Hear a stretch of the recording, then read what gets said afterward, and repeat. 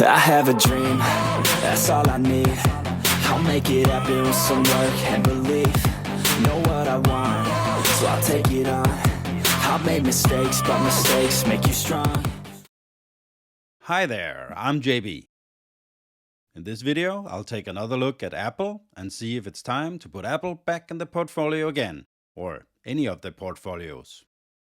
I used to have Apple back in 2019, I think, but I felt the growth was over, or at least Apple wasn't growing as fast as I would like to. I sold the position, I moved the money into Tesla. Looks like I made the right call, right? Or did I? Well, you tell me. So, Apple.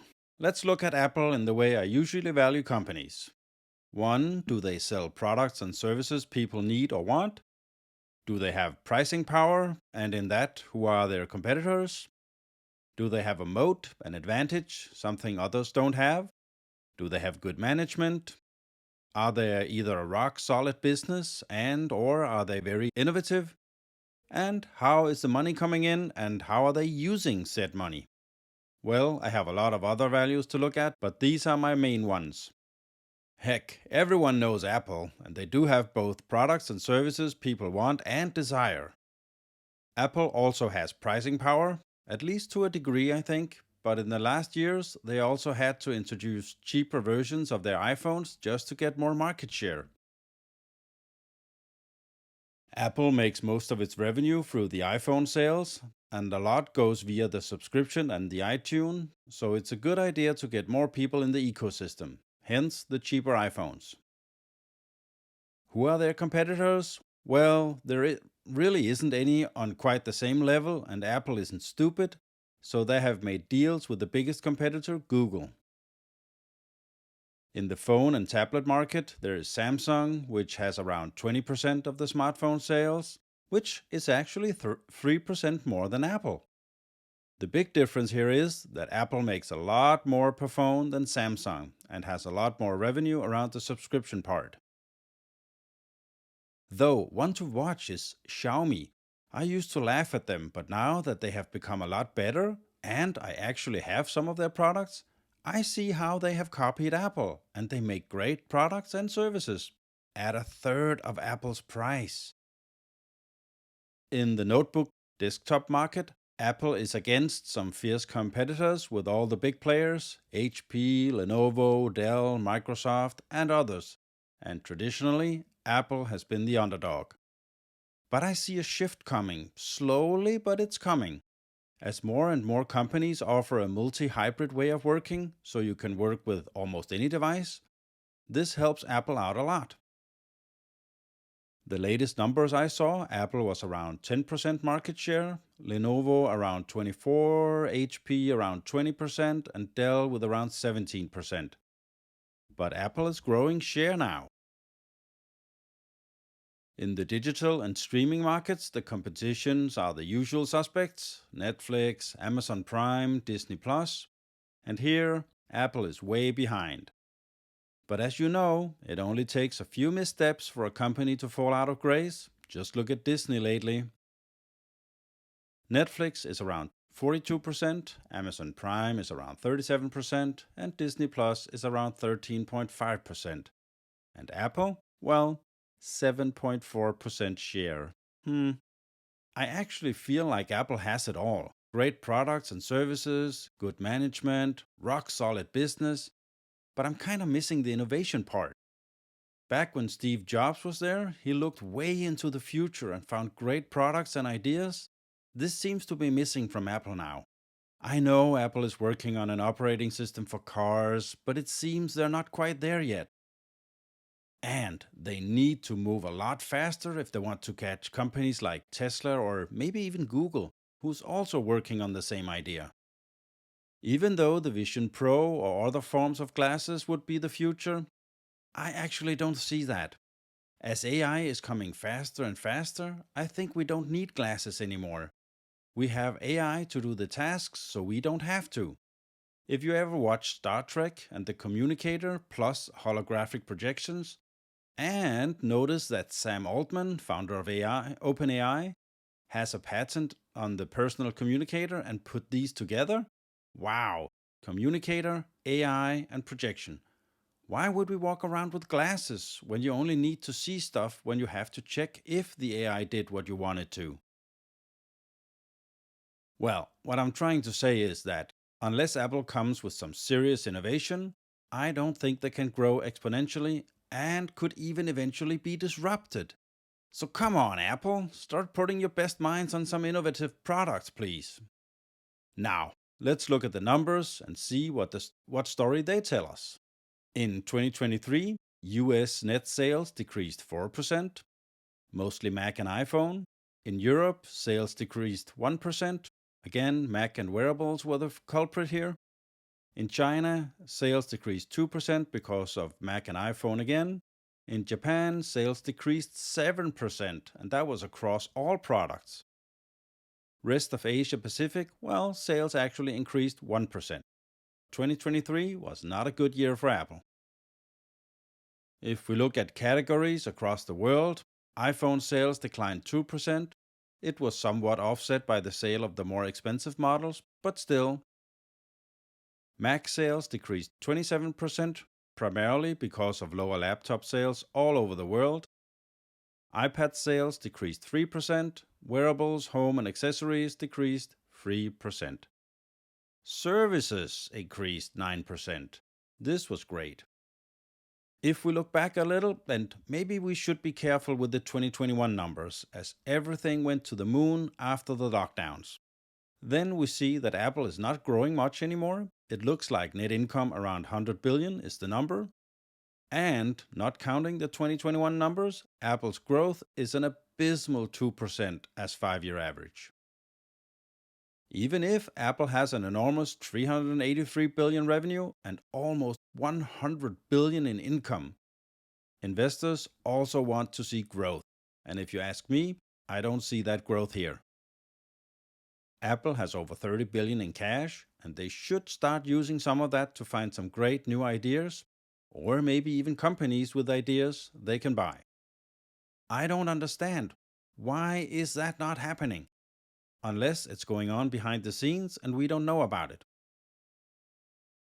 Apple is also facing antitrust problems in the US, Europe, and Asia for its App Store policy, including its 30% commission fee. Apple has a PE around 30, which is a 60% premium compared to the S&P 500, despite shrinking revenue and shrinking profits. But as usual, smart money, aka Wall Street, believes Apple and especially the iPhone 15 and MacBooks with the new 3nm chips will boost the Christmas sales.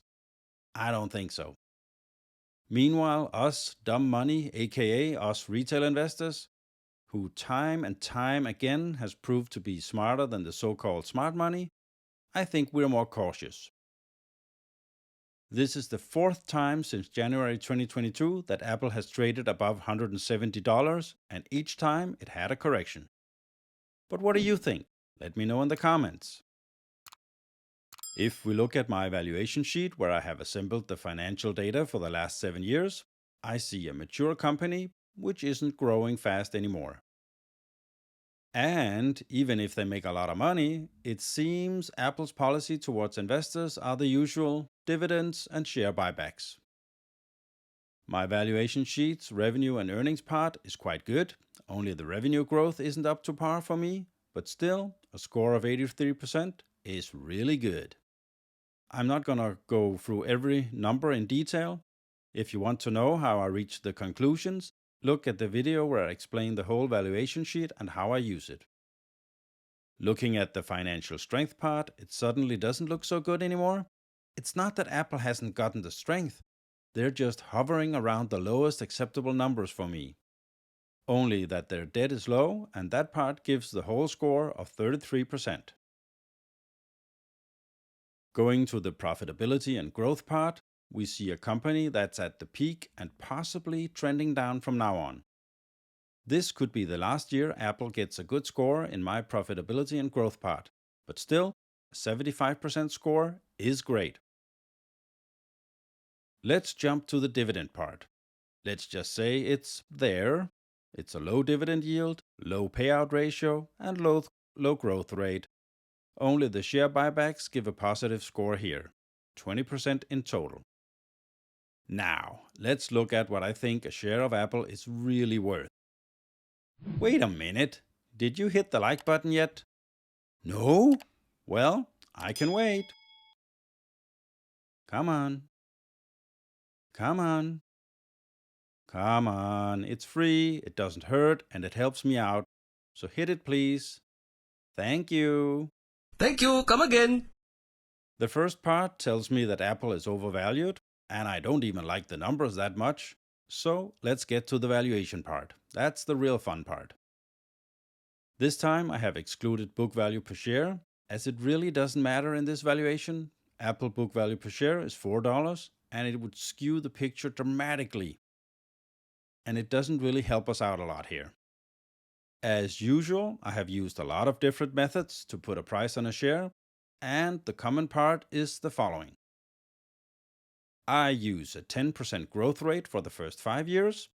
Right now, the 5-year average is 18% for EPS and 10.47% for the free cash flow. So, a 10% growth rate for the first 5 years is reasonable, maybe even too low. The next 5 years, I use the good old 18%, as I hope and believe that Apple will come with new products after 5 years, and 18% is where it used to be. I use 10% minimum rate of return, so this is my discount value. I use a 26 PE, as this is also very reasonable. So, with these numbers we get the discounted cash flow using earnings per share, $248.23. Discounted cash flow using free cash flow, $209.47. My alternative Graham number, $33.72. My version of the Peter Lynch fair value, $123.95. Guru Focus discounted cash flow valuation, $132.38. I have an alternative discounted cash flow earnings per share calculation, giving us $159.12. And I also have another alternative discounted cash flow using free cash flow, giving us $181.37. So, all of these numbers combined and divided gives us a median price of $155.46. That is my buy price for Apple. Is it realistic? Well, let's look a little. Looking back, that price was hit back in 2021, and again in March 2022, in May to July, and again in the end of 2022, and through beginning of 2023. So, it's not an impossible number, but it would require a pullback of almost 19%. Is that possible? Yes, I believe so. Nonetheless, that's my buy price for Apple. And basically, I'm not going to buy Apple, as the required growth doesn't seem to be there in the near future. So, Apple is not for my growth portfolio, it's not for my dividend portfolio, and definitely not for my speculative portfolio. Apple is a pass for me, at least at this point in time. So what do you think? Do you like Apple? Or is there another company you like more? Let me know in the comments. On that note, I'll end the video. Remember, the best investment you can do is in you. The more you learn, the more you earn. Bye. I have a dream, that's all I need. I'll make it happen with some work and belief. Know what I want, so I'll take it on. I've made mistakes, but mistakes make you strong. Let's break it down for a minute. I want the crown, I'm gon' get it. You hear me loud, man, I'm winning. Yeah, Charlie Sheen will be grinning. These ladies know that I'm sinning, and this is just the beginning. I'm closing in the night inning. There ain't no point in resisting. Living